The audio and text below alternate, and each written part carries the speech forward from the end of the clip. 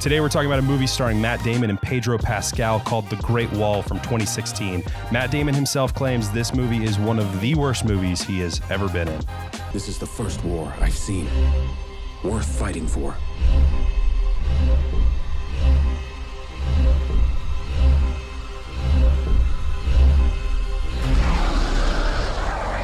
Welcome to Big Name Bad Movie, the show where we talk about A-list stars and their worst films. I'm Cameron. Joining me as always is my co-host, Joe. Joe, tell us about Great Wall.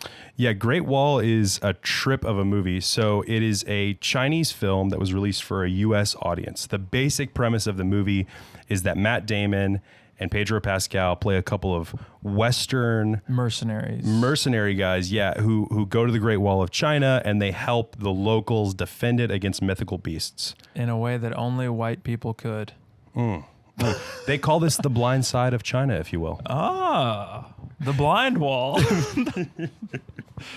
This movie it missteps on so many fronts. I personally don't think we really are going to break this one down as much plot beat by plot beat. It's certainly no Geely or The Assignment. I'll say that right off the bat, but there's a conversation to be had. Absolutely, and I think the conversation to be had is generally just like whitewashing in Hollywood and what that looks like.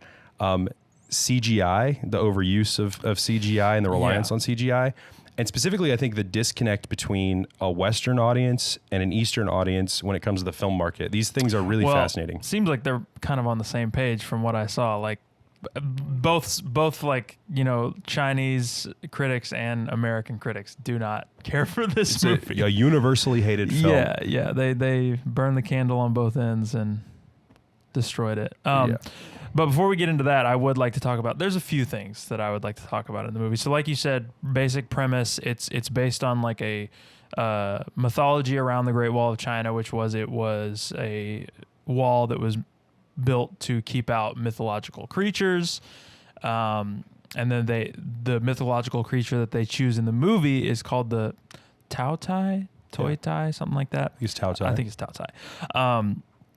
And very straightforward, like these mercenaries they get captured by this Chinese army or whatever and get brought to the wall, and they're just hanging out as the wall is getting sieged by the Tao Tai, which is like an attack that happens every 60 years, right?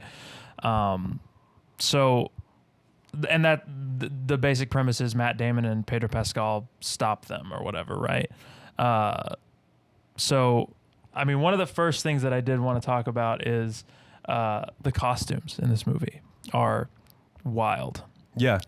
Like they're all very, very vibrant colors. And I'm thinking like, okay, these look awful, but is this like, I mean, I kind of already knew the answer because I'm like, I feel like the dyes that were available at this time in the world were just like, you could not get something this like vibrant, like these bright blues, purples, yellow, red, whatever.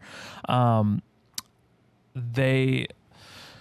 are not historically authentic. accurate. They're just like not even like the look of them or anything like that. They're just these fantastical mythic things. This is a unique thing about Asian and South Asian movies that I actually really, in certain contexts, kind of enjoy, which is if you look at a lot of Chinese blockbusters and Bollywood films, there is a big focus on ornate, over-the-top costuming. It's something that in the West, we lean towards the authentic in a lot of the ways that like we portray like an action hero, for instance. But yeah, in Asia, it's very often like the costumes are over the top. And for certain films, I think that can work. Especially, I mean, this is a fantasy movie. I was thinking that as well. I'm like, it's an ugly movie. It's very ugly. That like is further exacerbated by these like fantastical, because like you said, they're trying to appeal to like an Eastern and Western audience. They please no one because like it has this like dreary, like, you know, brown color scheme with these like clashing outfits that look terrible. Neon costumes. Yeah. Not to jump ahead to the CGI aspect of this movie, but just a quick pet peeve that this movie absolutely falls into that I just cannot stand is when you have a really CGI heavy, visual effects heavy movie, and instead of lighting the movie dramatically. They want to make the visual effects kind of generically blend in. And so they just light everything very flat. Black Panther is one of the worst offenders of this. The scene, the scene that everybody riffs on, the combat scene in Black Panther. Black Panther and Killmonger. Yes. Yeah, it looks like Spider-Man 3. It does. It completely does. And part of that is just the way that the lighting is flat. There's no drama. There's nothing obscured. To contrast that with a movie that predates computer graphics at all, like Alien, the first Alien movie, the way that they'll just give like a little bit of a rim light to the monster, leave it obscured, let it be something that kind of lurks in the shadows and is very, mysterious. That's super cool. This movie, The Great Wall, absolutely fails to make any of the CGI look dramatic because it's all just broad daylight. Yeah. Every texture's visible. There's no drama to the scenes. And so it looks like Power Rangers. It does. I was going to say that as well, especially the like most recent Power Rangers movie that they did. It like the military in this movie look exactly like them, and it just looks very out of place. I will say though, I don't hate the design of the Tao Tai. No, that's a cool monster design. It's a cool monster. You got the eyes on, and I looked it up. There's like lots of different renditions of the thing. I'll put them up on the screen or whatever. I don't know how accurate that those are in the movie to like actual like myths, but I like the eyes on the shoulders. They have like sort of like a jade design type thing, like what you would see like on a jade statue on their heads. It's cool, but it looks like 2010 CGI. It does, and there's not a huge problem, I don't think, with having a movie that has lame CGI if the other aspects of the film compensate for it. Like there's obviously really bad CGI in the first Harry Potter movie, but the rest of the movie is so whimsical, and you already have so much buy-in at that point that when you see a troll that's like moving very awkwardly and has CGI kids flopping on the back, or the Quidditch scene, which we've talked about before, you don't care as much. This movie, the draw of it is the CGI. Like it's an effects movie, basically. It's a big budget action effects movie. And so the execution of the CGI being really poor is a huge detriment to this film. The other thing I was going to say about the Tao Tai specifically is that they tap into a huge pet peeve I have, another one, which is the mob of generic enemies. And that's like the main enemy of the movie. Yes. There's not like a like hidden force behind it. It's just like there's a hive. This is the queen. That's the movie. And we'll get into it, I'm sure, but like they try to do some like quasi deep shit about the monster, but it's very straightforward, and it's like that's the main villain of the movie, and it's so uninteresting. The first Avengers film does the same thing. Yeah. Where you have these massive armies of generic robot cyborg alien guys that, because they're so disposable and because there's so many of them, the stakes of the scene are immediately lowered, right? Like if you're watching Captain America slice and punch his way through essentially a nameless, faceless army, you're watching him destroy so many things that it sucks all of the drama out of the scene. Contrast that with the way that a perfect action movie like Die Hard, right? Every single henchman has like a character trait. They have an imposing presence about them. Obviously, they're very different types of action movies, but there's so much characterization just to the enemies themselves. There's things happening in the scene below the surface. Yeah. Yeah, and even if the henchmen don't speak or barely speak, they're menacing just in the way that they behave. And anytime you have a mob of mythical creatures, aliens, monsters that just swarm, you have to overcome that some way. I think there are movies that have done that really well. Lord of the Rings is a great example. Orcs in Lord of the Rings are scary because we have moments with just the orcs. We have moments, looks like meat's back on the menu, boys. Well, and they also all have like unique designs that are like handmade and like very thought through. You know what I mean? Like we can differentiate one orc from another. It's also like what you were saying with the Avengers, like the Phantom Menace does the same thing where it's like this hive thing. Like if you kill this central thing, all of them just automatically die. It's a very like scapegoaty, like wrap it up in a bow type thing. Yeah. I'm probably going to compare this movie to Lord of the Rings quite a few times. And that's for a couple reasons. One, the budgets aren't that far off. And two, they're both fantasy action movies dealing with sort of a fictional mythology, right? But there's a third comparison I want to make as well, specifically to Chinese cinema. And I want to shout out Accented Cinema, which is a YouTube channel I've been loving recently and discovered through watching The Great Wall. They do a fantastic job of breaking down foreign films in Chinese cinema. But a comparison he made was that in a lot of fantasy Chinese films, they're inspired by Japanese RPGs, Japanese video game RPGs, which are very popular in China. Those Japanese video game RPGs are generally inspired by American tabletop RPGs like Dungeons and Dragons, which is heavily inspired by Tolkien. And that's kind of the origin. Yeah. So there's this direct lineage of like Tolkien mythology inspiring Chinese cinema, right? And so, yeah, this movie tries to do a lot of the things that Lord of the Rings does, I think, with vastly different scripts, but visually and even the setup of the way the swarms happen. Significantly worse characterization. Everything's significantly worse than The Great Wall. Yeah, right. Yeah. Obviously, it's worse than Lord of the Rings, which are arguably some of the best Movies ever made? Yeah. Yeah. Yeah. 100%. Okay, so I do want to talk about, like I said, some things in the movie. There's a certain point in the movie very early on after Matt Damon's character William and Pedro Pascal's character Tovar have been captured by this secret order. I forget the name of it, but it's like the Hidden Order or something like that. The Protectors of the Wall, the Scout Regiment, if you will. I don't know if you've seen Attack on Titan, but I have seen Attack on Titan. This is giving strong National Treasure vibes. They might be the Illuminati.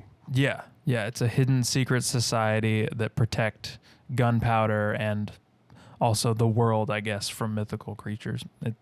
It's odd, but so they're captured. They're tied up on the wall during like an attack from the Tao-Tai, and they kind of try to do this like fake girl boss moment in the movie where, because all the people dressed in blue are like the hell divers, if you will.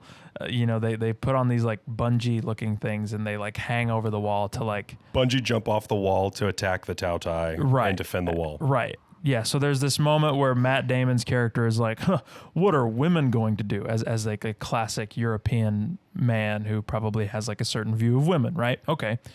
They're all women. What the hell do they do? That's, let's prove him wrong, right? So there's like this huge setup for that part where like they're standing on this like diving platform, a whole regiment of like assassin women, yes, who you're expecting to just be the most badass characters in the movie. Right. Not like maybe 2 minutes later in the film, they get eaten whole by the Tao-Tai on the wall. Like, it's just immediate. They got out girlbossed, you could say. Yes, by the pansexual, non-binary Tao-Tai. Yeah. It was certainly an attempt that falls very flat afterwards. It's one of many weird setups that has no payoff in this movie. Yeah, well, it has the opposite of a payoff in that sense. Yeah. It reminds me of like the Willem Dafoe character and how he's set up. So Pedro Pascal's character and Matt Damon's character have been kidnapped by this army, and they get released by Willem Dafoe's character, who is another European guy who's kind of standing there off to the side and sees them tied up because they're captives. And they're like, we want to jump in the fight. We want to help defend the wall. And so Willem Dafoe's character runs out and unties them, cuts their bondage. And then these guys they're all kind of in the fight together now. Pedro Pascal. Well, Matt another Damon. thing also is like this hidden order. It's hidden because they don't let the prisoners escape, right? So like the white boys aren't allowed to leave. Yeah. So that was also like is this thing. Get Out for white men? Yes. The Tao-Tai are the sunken place for white people. It's about time white men get a horror movie. You know what? We're so oppressed. Thank God. But Willem Dafoe's another captive of this order. And so now they're all collaborating and fighting together. And the setup, I think, wants to be that Willem Dafoe is going to be this integral part to the plot and is going to be kind of like their helper, their assistant. Mm-hmm. Like he's set up that way. But his character is there for the rest of the movie. He contributes nothing. Yeah. I think he is there for the plot to establish that he's taught some of the like higher up Chinese generals or whatever English. Yeah. So like that's how they're able to communicate, right? But functionally, yeah, his character is just, oh, you guys are here, more white people, thank God. Now we can all escape together. Now that we have more than one white person, that's pretty much what he ends up being, is just like, let's escape, right? They do like a Mighty Morphin white people moment where they all like put their fists in a circle and they form like one giant white guy. It helps defend the wall. そんなあの壁は50メートルだぞ。やつだ。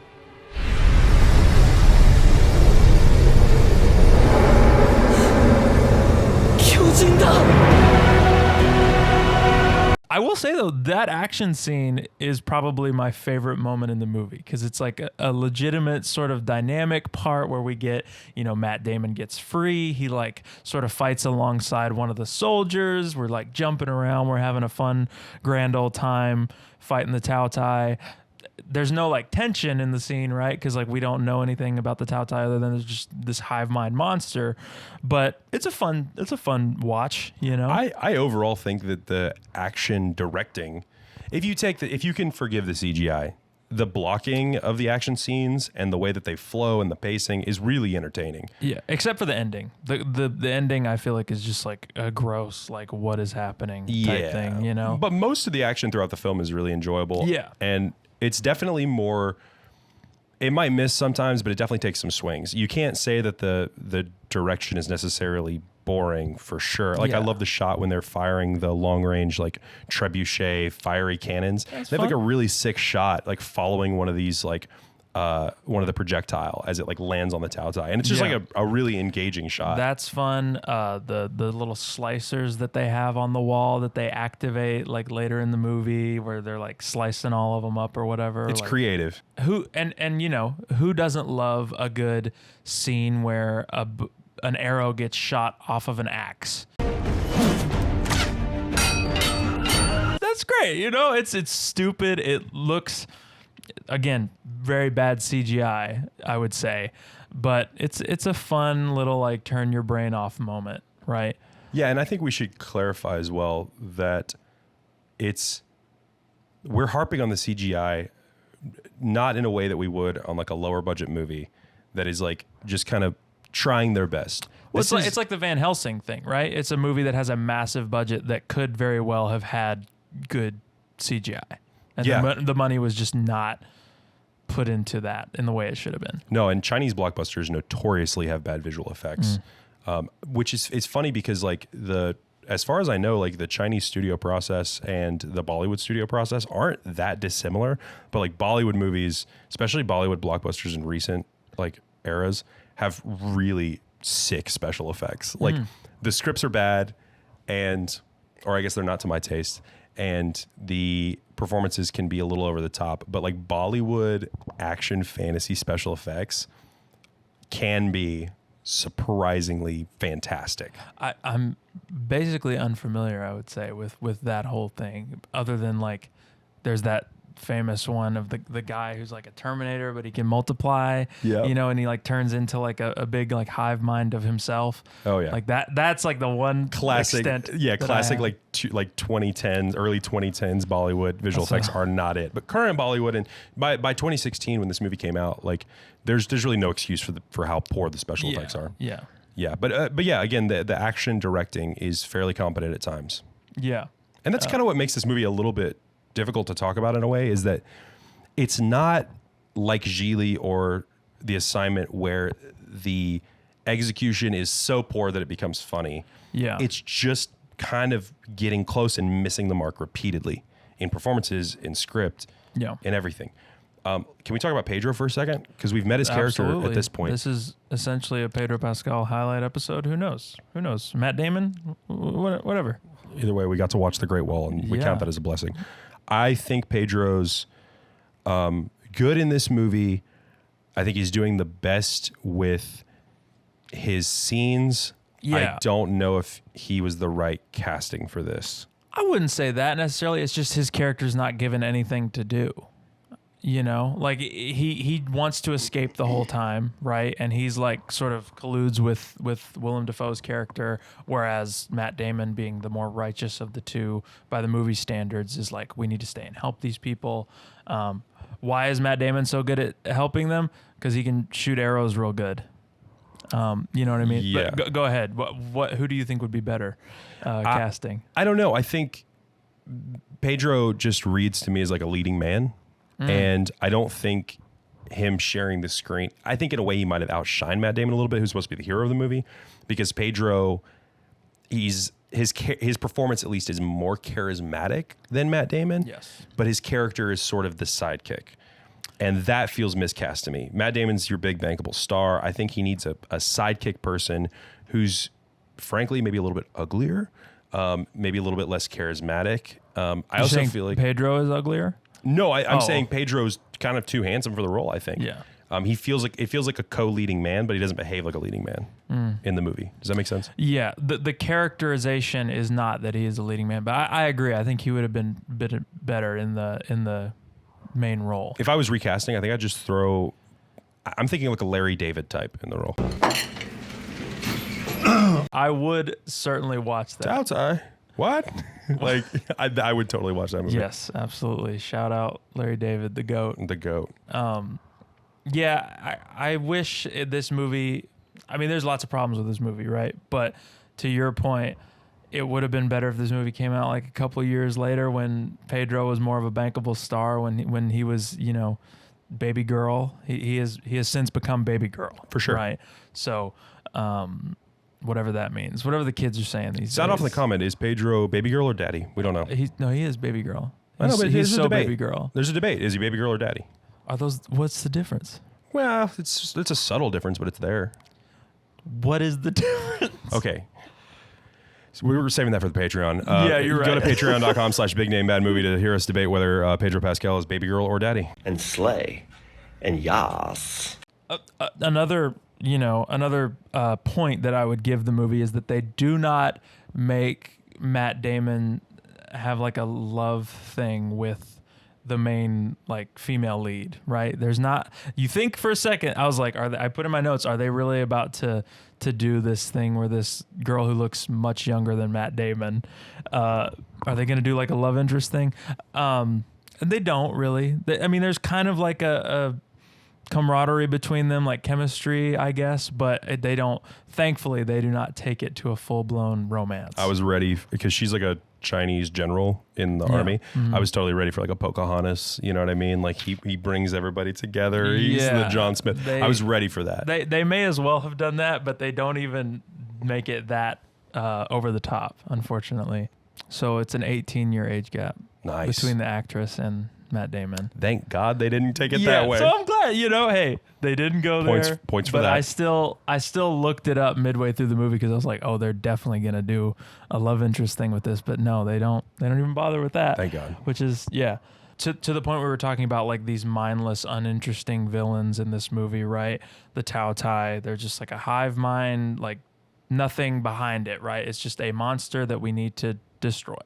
But I hate what they try to do with them, which is like sort of give it, like I wrote in my notes, like I'm 14 and this is deep, because there's a scene between Matt Damon and the main female lead. I don't remember her name. I apologize. But she says to Matt Damon that she does not know a life outside of the wall and like protecting the wall or whatever.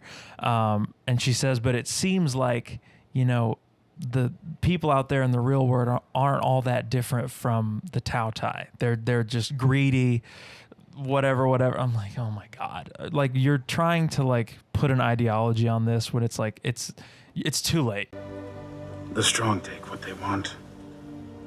Like you can't like just show me this these monsters. This is a dumb monster movie with these mindless like mythical creatures attacking the Great Wall. There's nothing deeper here. Yeah, and I saw it coming a mile away because earlier on in the movie, one of the guys, like the higher ups again, is like, they're the embodiment of greed. I'm like, okay, what are we doing here? Like they're just monsters. Like don't like if you want to. It's a metaphor. Yeah, if you want to put like a Sauron type character above them that like has a character, then great. But you can't just like after the fact be like, yeah, they're greedy. They just want to eat. Like, okay, that's not a thing. Like you can't make that into a they thing. essentially just behave like animals. Yeah. Like the Tao Tao are kind of just animals. Yep. I mean, it's no different than a pack of like ravenous wolves attacking the gate. Like Could have been anything. they're just more mythical. Yeah. Yeah. They look cool. They look way cooler than wolves. Yeah. Yeah. So yeah, throughout this entire movie, Matt Damon and Pedro Pascal's characters are kind of building towards this sort of Braveheart-esque team up with the Chinese so that they can defend this Great Wall, which they do. And Again, in a way that only they can. yes, Right. yeah, as they're uniquely equipped European white males, they have exactly what these native individuals need. And they have. Which is being very good at archery. Yeah. That is literally the thing. So yeah, the movie at the end, they break through the wall, right? Which also a little nitpick on top of a bunch of nitpicks. They crawl or like dig a hole under the wall over the course of like maybe a couple days, and they make it to like the main capital city, right? Why even have the wall at that point? Like if they can drill through it or dig through it that quickly, like what is even like what are we doing here? So are you saying you advocate for open borders? Yes. Okay, so they break into the wall, right? They're in the capital city. They're attacking like the civilians or whatever. Coincidentally, though, I don't think I even saw any civilians in the scene. Like it's literally just like monsters running through empty streets. Whatever. Long story short, they throw a grenade at the queen. They kill the queen. All of the Tao Tai die with the queen at like what we were talking about, like the hive mind thing.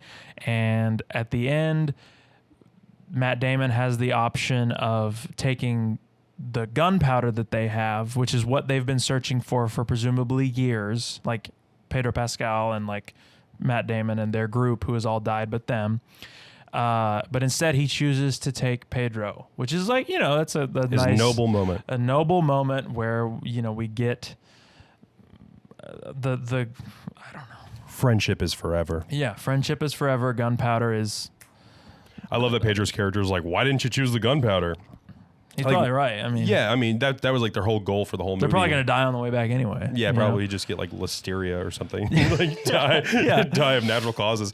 But yeah, I mean, the movie ends on this kind of somewhat sappy note, and it's a generic ending to a generic movie with a predictable plot, and it is, as we alluded to earlier, it is a CGI smorgasbord of chaos and unintelligible monster fighting that isn't pleasant to watch and is objectively, I think, the least thought through and the most poorly executed action sequence in the entire film, which was a letdown to me because I'm like, the only thing I'm really looking for from this movie is to have competent and engaging action. Yeah. Like I'm within 5 minutes of watching this movie, I know the script is not going to be great, but there's like some cool action to start off with. So ending on such a limp note was kind of a letdown. Yeah, it's a bummer. It feels like, I mean, like it's something people say about the Transformers movies. A lot of the Michael Bay Transformers movies. Which is I like, think that's completely overblown. I agree. I think it's fun, but I'm saying like what people say about those movies is like the CGI is like so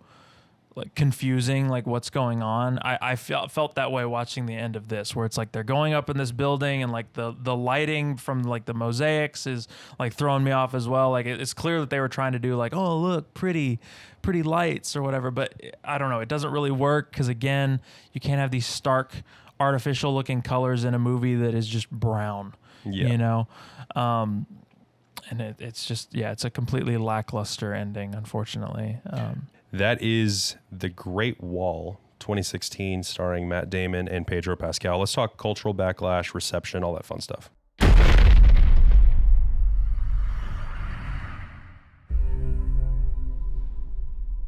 Yeah. So this movie did not flop. It made a little bit more money. It made like I said, it had a budget of 150 million, and it made 334 million worldwide. So that, you know, it's not necessarily like a success, right? But it's not like a flop necessarily. That being said, it's one of Pedro Pascal's lowest rated movies on Rotten Tomatoes, which, I mean, he's been in some duds, let me tell you. But I did watch Bloodsucking Bastards in case we wanted to watch that movie for the episode. We didn't end up doing it, but that movie is also not great. Yeah, and while it might be financially, it made a little bit of money, it's not a huge flop. Culturally, like you alluded to earlier, in China and in the West, it is pretty universally regarded as a bad movie. Yeah. I want to give a little bit of background on why I think that is. In China, from the research I've done, it seems like Chinese blockbusters are sort of a punchline.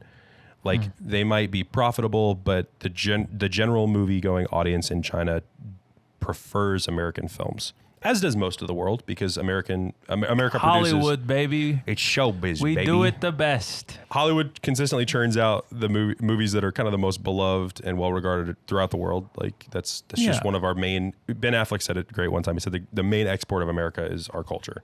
Like that is what we provide. And in the East, like in Asian and South Asian countries, American movies are huge, and China is actually one of the largest film markets in the world.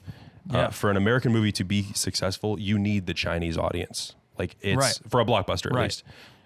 Which is something that, we were talking about it off camera, but that's something that I feel like was very prominent in the conversation in like 2016, 2017, because Star Wars historically did not do very well in China, from what I remember. This is just going off the top of my head. But like The Force Awakens, a lot of the complaint about that was like there's no Asian representation in this movie. Or maybe like from a financial standpoint, they're like, we need like an Asian representation in Star Wars movies to make them more appealing in China, Japan, wherever. I don't know if that's necessarily the case, but I do know as a result, they cast a lot more Asian actors in Rogue One. Not my favorite Star Wars movie. I don't really care for it that much, but I'm just saying that I'm painting a picture to say that was kind of the conversation that was happening around this time, because this movie came out around the same time as those Star Wars movies. So that leads into like one of the biggest aspects of the criticism of this movie, which is the whitewashing of it, right? The white savior complex of the movie, Yeah. And it's odd because, well, first off, we're going to have to save a Rogue One debate for the Patreon because I love Rogue One. Okay, we can do that. I'm into it. We're going to have to discuss that because sure, I love it, but I want to hear your thoughts. I would love to. That's fine. Yeah, let's do it. We got to get into that. Patreon.com/bignamebadmovie. Check it out. In terms of the whitewashing, it's pretty blatant in this film. I think in more recent years, the cultural sentiment seems to have changed a little bit. And I think from what I've been reading online and just kind of taking the temperature. Because people are tired of the woke shit, dude. Well, no, but I'm just kidding. I'm just kidding. I think more recently it's been regarded as one of the lesser offenders of whitewashing compared to Great Wall, you mean? Yeah. While there are themes of like a little bit of whitewashing, I wouldn't call this movie an overt white savior movie in the way that other films clearly are. There's themes of it, but it doesn't reach the point of like, I don't know, propaganda, I guess, of that sort of thing. Yeah, and it doesn't feel like that should be enough to tank this film in its entirety. Like if it was an otherwise great film, I don't think it has enough white savior theme to be like, oh, well, we should write this movie off.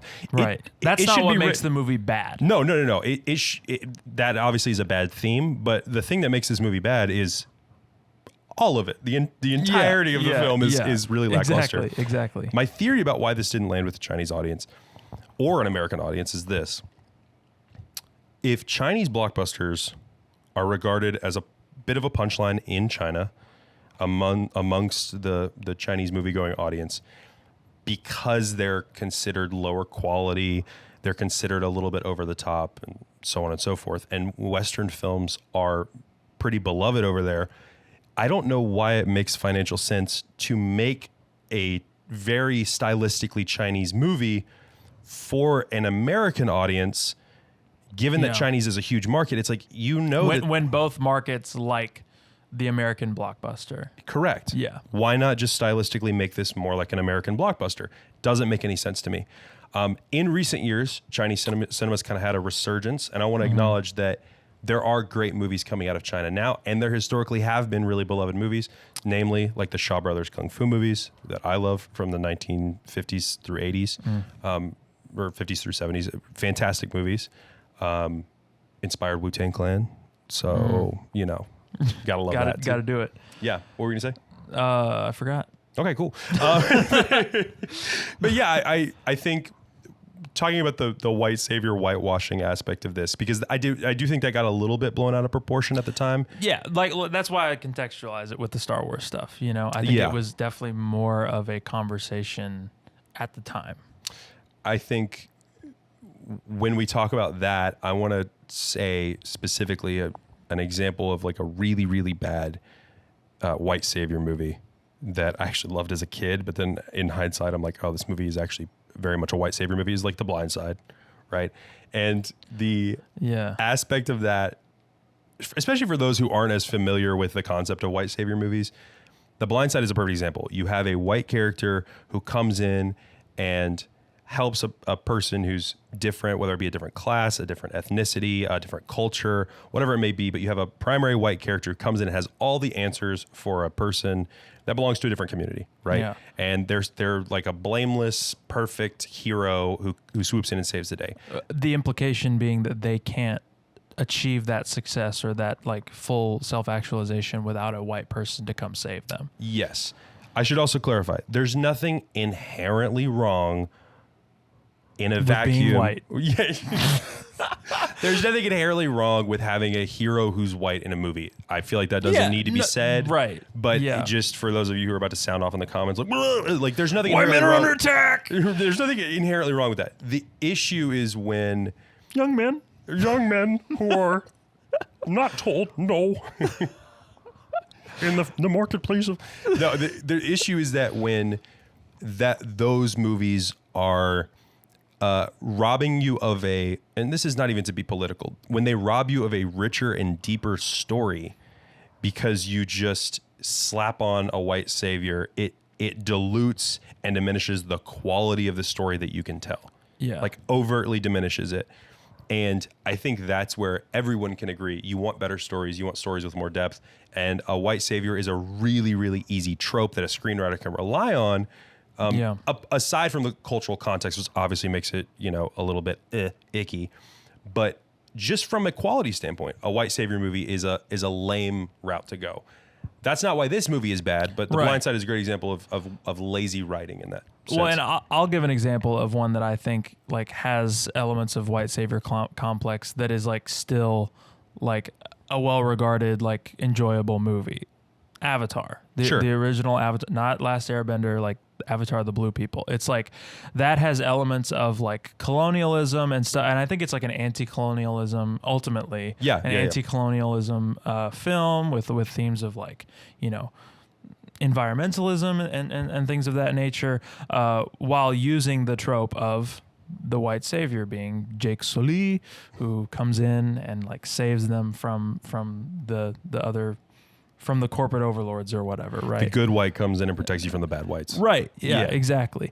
That being said, I still enjoy watching Avatar. It's a while fun movie. acknowledging its shortcomings in that regard. There is an opportunity here, especially when you talk about like foreign cinema. There's an opportunity always to expose a Western audience to interesting cultural ideas. And I think The Great Wall tries to do that by incorporating Chinese mythology, which is one of the strong suits of the film. Yeah, it's cool. It's a different, I'm a huge fantasy person. I play Dungeons and Dragons. I love reading about like Celtic folklore and American like Southern folklore and like English folklore. Like these are cool things. It was one of my favorite aspects of Van Helsing. As someone who played Black Myth Wukong recently, I think Chinese mythology is pretty cool. Chinese mythology is dope. And China's been around a long time. There's a lot of really cool mythology. Yeah.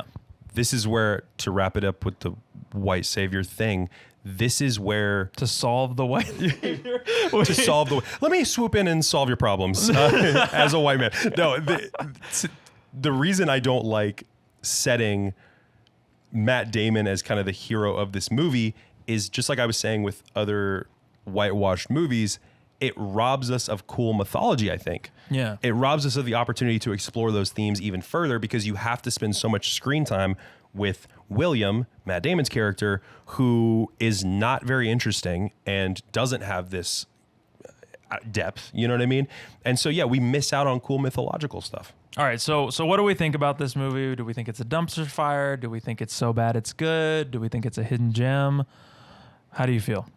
It's weird. I want to classify it as a dumpster fire because I didn't enjoy the film, but it's not so bad it's good for sure, and it's definitely not a hidden gem.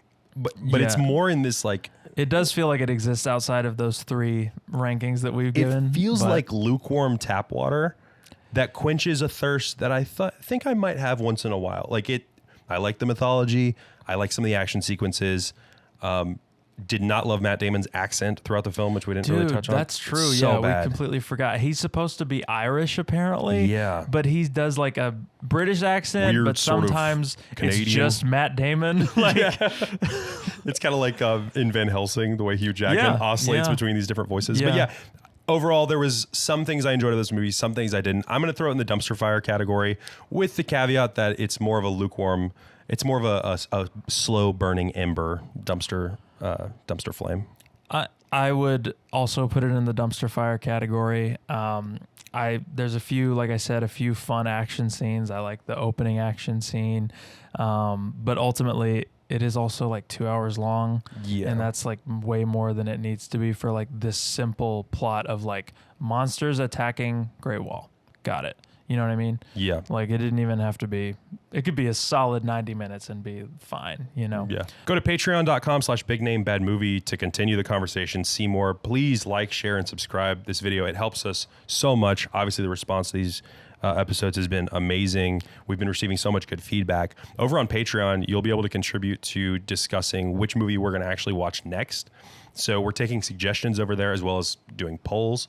But our Patreon's very small at the moment, so if you would like to, just drop a comment. You know, if you're not able to contribute financially over on the Patreon, that's totally fine. Like subscribing, liking the video, engaging with it on YouTube is like, honestly, it means the world. Like the feedback and like the response that we've gotten, even like on the small scale of a YouTube channel that's been around for a little over a month, has been awesome, you know? So very cool. Whatever you can do. I will say though, a lot of the viewers are not subscribed. It's like 90% or something crazy. So if you're enjoying it, subscribe. Yeah. We're consistently dropping videos. This is not like a once in a while thing, and YouTube won't always recommend that. So we want to make sure you don't miss it.